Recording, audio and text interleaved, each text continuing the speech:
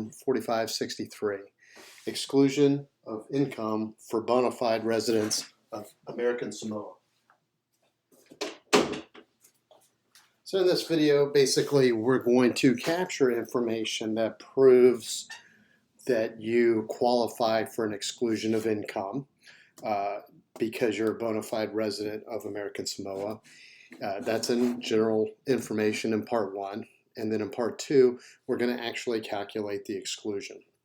So how this form works is you generally qualify for the exclusion if you were a bona fide resident for the entire tax year and your income was from sources within American Samoa or effectively connected with the conduct of a trade or business located in American Samoa.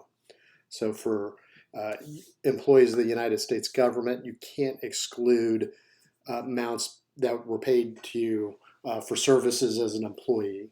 So if you're military, if you're a civilian employee of the federal government, you can't exclude this. However, you can exclude income that you earned if you're an employee of the American Samoa government. So we'll get to some other specifics on this form momentarily, but basically what we're going to do is we're going to kind of fill this out. Let's just say our hero John Doe became a bona fide resident back in 2020. And he's still a bona fide resident. So he lives in a rented house. His family lived with him. So let's just say Jane Doe, spouse, entire period. Now let's just say that they packed up and moved to Samoa.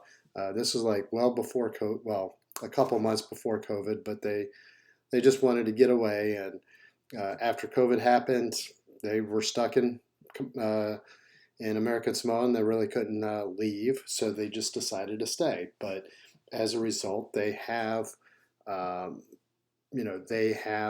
created their own life in American Samoa as bona fide residents. So in question 4A, we're answering whether or not we had any homes outside of American Samoa. And in this case, we're going to say no. We're going to say name and address of employer. So let's just say Acme Corporation,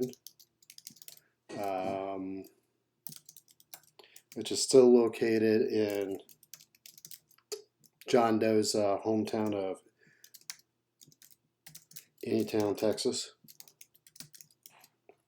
And now you would complete address or columns A through D for any days that you were absent from American Samoa during the tax year. So you do need to meet the bona fide, the requirements to be a bona fide citizen. So you're going to end up just saying whatever days you left. So let's just say they left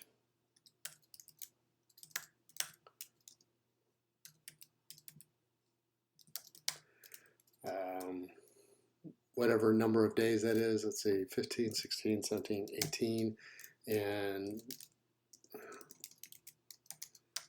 they decided to visit family back in the States. So they left Samoa for 18 days, but other than that, they basically stayed in American Samoa the entire time. So they're not dipping in, they're not trying to,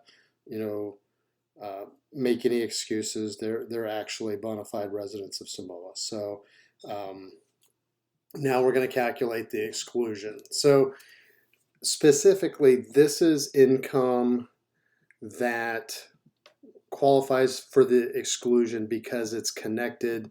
It's either from sources within American Samoa or connected to the conduct of a trade or business within Samoa. So you have to determine what a source of income looks like and whether or not it's from American Samoa. So there are rules that determine that, whether it's IRS publication 570, Treasury regulations, and some sections of the Internal Revenue Code But basically, the source of any wage, salaries, or tips, it's where your services are performed. So if you worked in and out of American Samoa, you would only include the amount that you earned while you were in Samoa. So we're going to say that um,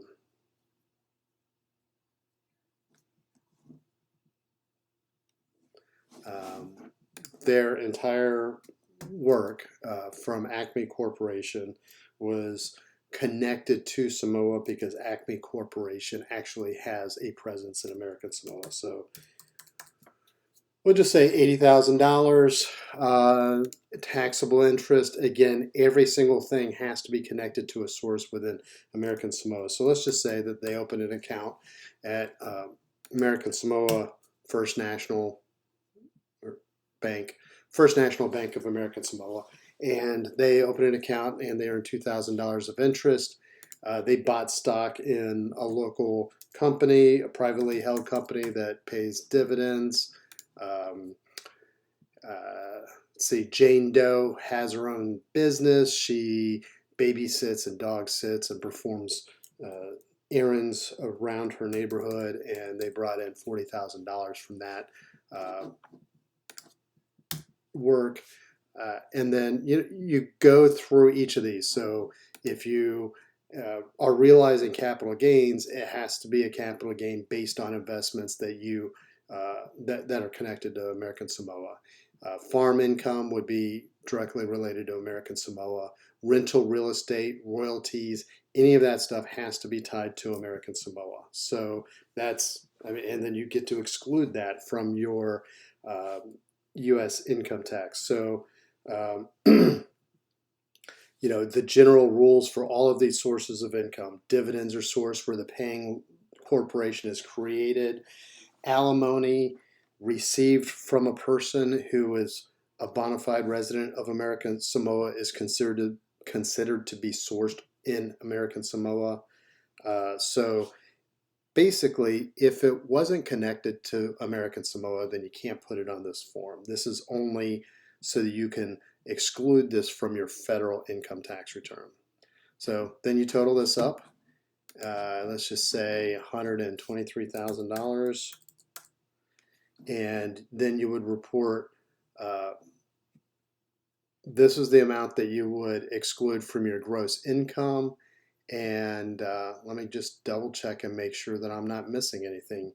You attach this to your Form 1040 or your 1040 SR if you want to exclude your qualifying income from American Samoa. So you also have to report any worldwide income for the tax year that does not qualify for the exclusion. So if you have other income from U.S. sources or foreign sources, you have to put that on your 1040. If you claim this exclusion, you can't take any credits or deductions that are related to that excluded income. So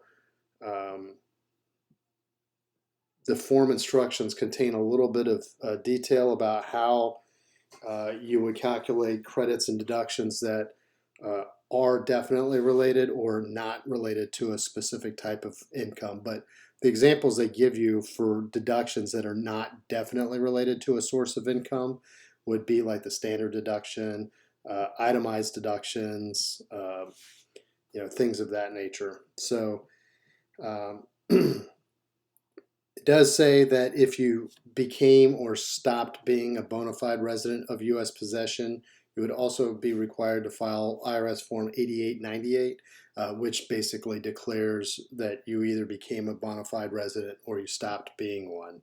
So make sure that you pay attention to the rules for IRS Form 8898.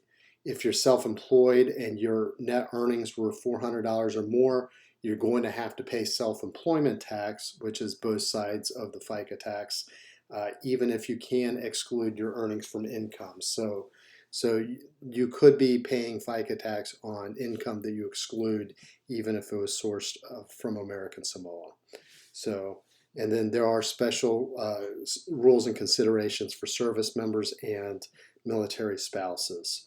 So if you're a military member, and you're stationed, if you're a resident of American Samoa and you're stationed outside American Samoa, then your military compensation is considered to be sourced from American Samoa. If you're not a bona fide resident and you're stationed in American Samoa, then that doesn't count. Your military compensation is not sourced in America Samoa, so you're still subject to income tax. If you're a military spouse and you have a residence in one of the 50 states or the District of Columbia under the Military Spouses Residency Relief Act, MSRRA, then your wages and salaries, any income that you earn, is not considered to be from American Samoa. So under that law, a military spouse has to be in American Samoa only to be with their